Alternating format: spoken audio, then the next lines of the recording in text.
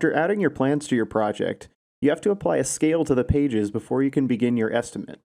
The easiest way to scale a page is to find the architect's scale on the page, then right-click on the page name, and use the Page Scale menu to select the appropriate scale and apply it to the page. You can do this for a single page or for multiple pages at once by holding the Control or Shift keys and clicking to select a set of pages, and again right-clicking to set their scale. Once the pages are scaled, you'll see a ruler icon next to each page name in the pages list, and you'll notice the Digitizer toolbar has changed to include takeoff drawing tools. You'll also see that there's a dimension tool that you can use to verify that the scale is set correctly. Select this tool by left-clicking and drawing out a dimension line on your page. Click once to start the line, and again to complete the dimension line. If the dimension is correct, you can now begin using the takeoff tools to complete your estimate. In some cases, however, you might find that after setting the scale is not quite correct. This can happen when plans have been printed or scanned, and pages such as these might also be slightly skewed or out of level. No problem, this can easily be fixed. You can reset the scale by clicking the Go to Prep button in the toolbar, then clicking the Remove Scale button.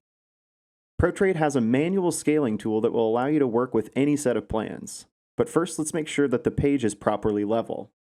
This step isn't required if your pages are already straight and level.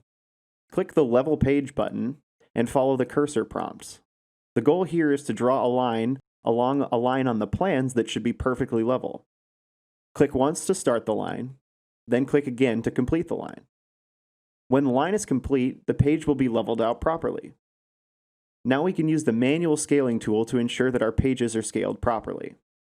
Click the Scale tool, and the goal here is to use one of the dimension lines on the page to establish a scale. I'll click the first point on one end of this line, and then left-click again on the other end. A box will pop up with the length of the line you drew. If this value does not match your plans, type the length displayed on the plans. Then click OK. Only one scaling line is required here, but it's often a good idea to scale both the X and Y axis to ensure that the scale is correct for both horizontal and vertical directions. The scaling tool is still active, so simply trace along another dimension line and type in the length displayed on the plans.